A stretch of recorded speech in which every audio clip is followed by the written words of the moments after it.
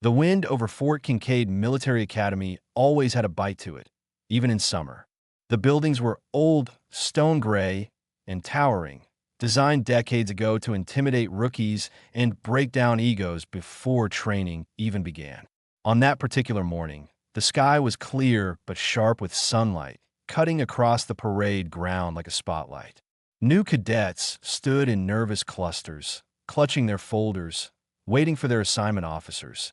Among them stood a woman no one paid attention to at first. Average height, hair tied in a tight chestnut bun, wearing a simple black hoodie and jeans. Her name on the paperwork was Emily Carter, and though she looked calm, her eyes carried something deeper, something seasoned, something dangerous. But none of the cadets recognized her. Not her face, not her demeanor, not her past to them. She was just some civilian instructor brought in to evaluate discipline training. That's what the email said. What they didn't know was that civilian, in this case, meant retired Navy SEAL combat veteran, special recon, with 2 classified missions under her belt and an injury that forced her off the field. The military owed her respect, yet she wanted none. She wanted anonymity, peace, maybe even redemption. But Fort Kincaid was the last place anyone found peace. The academy had a hierarchy, unspoken but enforced. At the top were 3 notorious senior cadets: Tyler Briggs, Evan Hale, and Marcus Boyle. They were tall, broad-shouldered, and overflowing with arrogance. Sons of officers, kids who never failed because no one ever let them. And every year, they picked a new target to break in with humiliation rituals. This year, the moment Emily walked through the courtyard for her unannounced assessment, they decided she was their target. She was quiet, alone, and not dressed like a threat. That was their first mistake. Tyler nudged Evan. "Look at her. She's supposed to evaluate us? Please." Evan smirked. "She looks like she came from Whole Foods, not Fort Kincaid." Marcus cracked his knuckles. "Let's have some fun. Teach her how things work here." They approached her with swagger. Emily didn't break stride. "Hey," Tyler barked, stepping in front of her. "Lost? Civilians aren't allowed in restricted areas." Emily stopped, looked at them calmly. "I'm exactly where I need to be." Evan laughed. "You hear that confidence?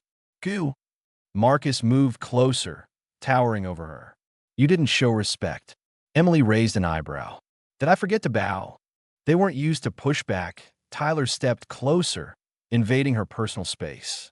"You don't talk to senior cadets like that." Emily didn't flinch. Then maybe senior cadets should try earning respect.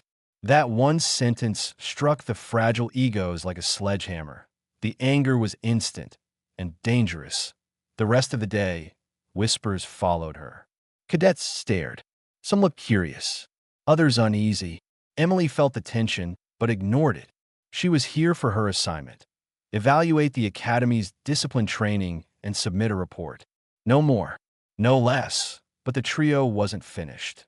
Hours later, as the sun dipped low and cadets were dismissed, Tyler, Evan, and Marcus followed her quietly as she walked up to the rooftop of the administrative building. She wanted air, space, silence. That's all. But they saw an opportunity. Tyler whispered, "Scare her. She'll run home." Evan nodded. "She'll never report anything if she's terrified." But Marcus had a darker idea. "Let's push her a little. Make her think she'll fall. Just a joke." A joke. That was the excuse cowards always used. When Emily heard footsteps behind her, she turned. Too late. Tyler shoved her shoulder. Hard. She stumbled back toward the ledge. "Whoa, relax," Tyler mocked. "Just teaching you the rules, sweetheart." Evan laughed. "Yeah, rule 1. Don't mess with us." Marcus moved behind her, gripping her arm roughly. "Say you're sorry, and maybe we won't drop you." Emily's heartbeat didn't spike.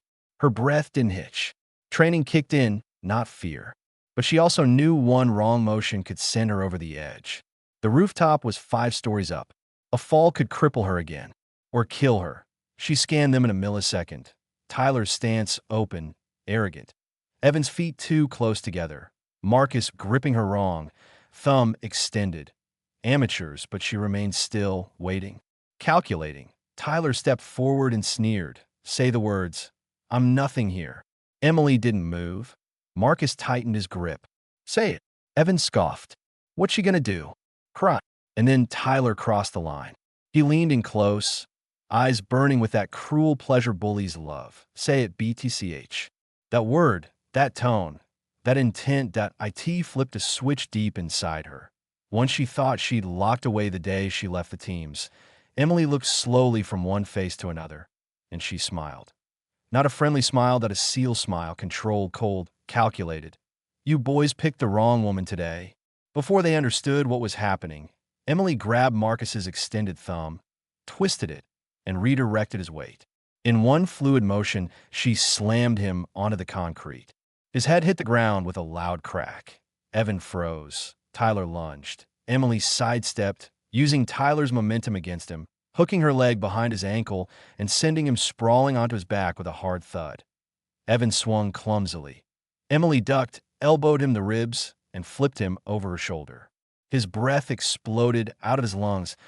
In less than 8 seconds, all 3 cadets were groaning on the rooftop floor. Evan gasped, What the hell are you? Emily stepped back, calm, her breathing steady. You wanted to scare me, she said softly. So here's something scary. She crouched beside Tyler, who was clutching his back in pain. I'm Emily Carter, Navy SEAL, combat vétéran, and I've dealt with men far more dangerous than you. Their faces drained of color. Tyler sputtered, That's impossible. You're a woman. Emily tilted her head. And yet here you are on the ground. She stood and walked toward the exit door, but then she paused and turned. You wanted me to say I'm nothing here? No, you boys need to say it, because you've proven it. She left them there, broken, embarrassed, and terrified. Word spread within minutes. Cadets whispered her name with awe. Instructors exchanged looks.